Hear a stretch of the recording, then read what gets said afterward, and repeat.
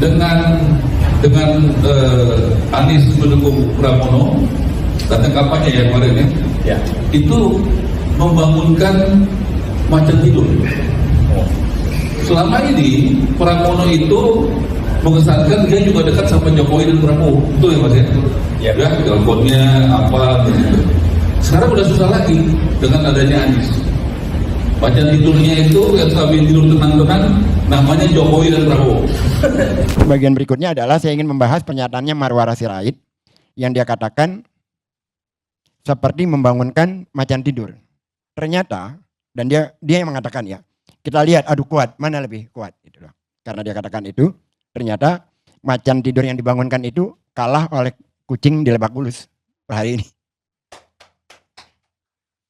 Dan banyak pernyataan-pernyataan dia lainnya lagi yang sebenarnya provokatif dan tidak pantas untuk dikatakan. Membawa-bawa keagamaan, bahwa non-muslim tidak akan mendukung Pram karena didukung Anies, macam-macam. Itu sangat tidak pantas untuk dikemukakan oleh seorang menjadi pejabat atau tokoh publik. Jangankan tokoh publik atau pejabat. Untuk kita pun nggak pantas untuk kita kemukakan hal-hal semacam itu. Dan itu adalah resiko yang harus dihadapi. Oke teman-teman semua, itulah tadi potongan video di acara ILC. Pak Ges sempat menyinggung beberapa pernyataan dari Pak Marwar Sirait. Ya sebenarnya di acara ILC kemarin itu Pak Ges membuka data soal hasil quick count Pilkada 2024 di DKI Jakarta ya. Di tengah-tengah penjelasannya soal hasil quick count yang memenangkan Pramono Anung dan Rano Karno, Pak Ges sempat menyinggung tentang apa yang dikatakan oleh Pak Marwar Sirait. Dan sayangnya di acara tersebut Pak Marwar Sirait tidak ada. Seperti yang kita ketahui, Anies Baswedan itu mendukung Pramono Anung dan Rano Karno. Hal ini pun sempat disinggung oleh Marwar Sirait. Marwar Sirait itu di dalam beberapa pernyataannya mengatakan bahwa Pramono Anung mengesankan dianggap dekat dengan Jokowi dan Prabowo. Nah, setelah didukung oleh Pak Anies Baswedan, Marwar Sirait menyebut seolah-olah seperti membangunkan macan yang sedang tidur. Dan siapa macan yang sedang tertidur itu ya, dia menyebutkan bahwa macan yang sedang tidur itu ya Jokowi dan Prabowo. Gara-gara hal tersebut, akhirnya Pak Ges Khalifa ini pun memandang bagaimana efek Anies Baswedan yang mendukung Pramono Anung. Ia menyinggung tentang macan tidur yang dibangunkan ini bisa kalah dengan seekor kucing di Lebak Bulus gitu. Dan tentu saja kucing di Lebak Bulus itu yang disebut oleh Pak Ges tadi itu ya siapa lagi kalau bukan Pak Anies Baswedan. Dengan Anies mendukung Pramono datang kampanye ya kemarin ya, itu membangunkan macan tidur. Selama ini Pramono itu mengesankan dia juga dekat sama Jokowi dan Prabowo, betul ya Mas ya? Ya, teleponnya apa gitu. Sekarang udah susah lagi dengan adanya Anies. Macan tidurnya itu yang sambil tidur tenang-tenang namanya Jokowi dan Prabowo. Yang pertama, saya mengucapkan selamat kepada warga Jakarta yang telah melangsungkan pilkada di Jakarta hari ini dan memberikan suaranya yang terbanyak kepada Mas Pram dan Bang Dul, hingga kalau secara hitungan hari ini saya sih sudah optimis bahwa ini satu putaran, karena 50 plus 1 itu Mas Pram itu sudah melewati dari angka 50 sekian, kan 51-nya bukan 51%, tapi 50% per satu orang. Jadi sudah satu putaran, alhamdulillah, dan ini adalah wujud daripada sebuah tindakan dalam tanda kutip perlawanan warga terhadap proses pilkada sebelumnya yang menurut saya itu adalah proses dropping atau intervensi, bukan kontestasi. Karena ketika terjadi proses pencalonan di tanggal 19 Agustus itu adalah sebuah deklarasi pencalonan yang sekaligus deklarasi kemenangan, yang sekaligus adalah pemufakatan jahat. Karena dengan cara seperti itu tidak ada partai lain yang bisa mencalonkan calonnya. Karena dengan batas 20% itu 12 partai diborong, hingga PDIP pun termasuk bagian yang tidak bisa mencalonkan. Kemudian terjadi keputusan MK yang itu pun dicoba dirubah dengan balik di DPR, lalu timbul perlawanan rakyat, maka akhirnya itu tidak terjadi. Saya kira itu bukan dihadap-hadapkan, tapi itu adalah reaksi terhadap perilaku elit politik kita.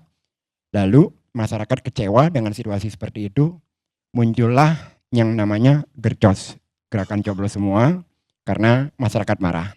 Dan kalau Bang Karni ingat di forum ini, kita menghadirkan Bang Furkon dari Kampung Bayam, bagaimana mereka menangis dan seperti tidak memiliki harapan gitu loh. Lalu kemudian setelah terjadi proses sekian lama dalam proses pilkada, kemudian MK menolak judicial review untuk adanya kolom kosong di Jakarta dan daerah-daerah lain yang dianggap bahwa pencalonan itu tidak sesuai dengan aspirasi warga. Karena judicial review-nya ditolak, maka gerakan kolom kosong atau gercos itu tidak akan memberikan dampak apapun. Kemudian terjadilah dialektika, terjadi dialog, siapa yang sebaiknya kita berikan dukungan. Lalu bertemunya Pak Anies dengan Mas Pram terkait dengan warga Jakarta, terutama kepada warga Kampung Bayam, Kampung Akuarium, dan terus terang aja Mak Karni, itu mulainya dari forum ILC di sini.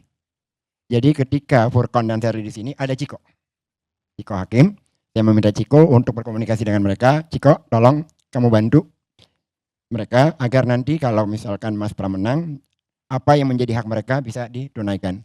Nah dari situlah Mas Pram berkunjung ke Kampung Bayam, terjadi kontrak politik, lalu kemudian Mas Pram datang ke Pak Anies, bicara panjang, visinya sama, dealnya jelas.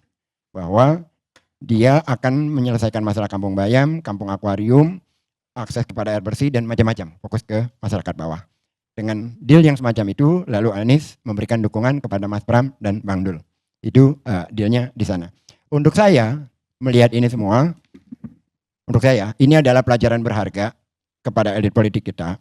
Jangan lagi ulangi membegal aspirasi warga. Karena pembegalan yang terjadi itu kemarin di tanggal 19 Agustus, itu memberikan bukti pada hari ini bahwa rakyat warga bisa memberikan suaranya walaupun bukan bagian dari partai yang dia pilih. Itu kan sangat jauh antara para pemilih Anies dengan pemilih PDIP.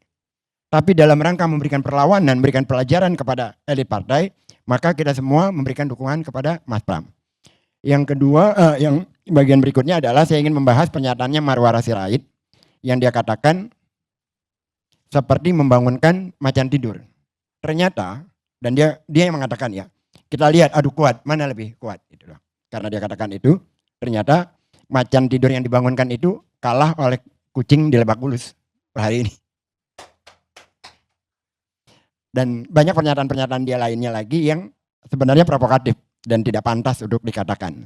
Membawa-bawa keagamaan, bahwa non-muslim tidak akan mendukung Pram karena didukung Anies, macam-macam. Itu sangat tidak pantas untuk dikemukakan oleh seorang menjadi pejabat atau tokoh publik. Jangankan tokoh publik atau pejabat. Untuk kita pun nggak pantas untuk kita kemukakan hal-hal semacam itu. Dan itu adalah resiko yang harus dihadapi. Terakhir begini Bang. Kita harapkan dengan kemenangan Mas Pram ini, persoalan Kampung Bayam segera selesai. Karena itu adalah hak mereka, itu adalah kebutuhan dasar, itu adalah janji yang harus ditunaikan. Dan insya Allah dengan situasi hari ini, berbagai persoalan yang kemarin tertunda akan terselesaikan. Saya harapkan itu aja, karena kampanye kita kepada Mas Pram itu, memilih RK adalah ngehayal bareng untuk adanya Disneyland di Pulau Seribu, karena itu memang nggak mungkin. Memilih Mas Pram adalah sedekah kita kepada warga Kampung Bayam, warga Kampung Akuarium, dan warga miskin lainnya di Jakarta ini. Saya kira itu, terima kasih. Assalamualaikum warahmatullahi wabarakatuh.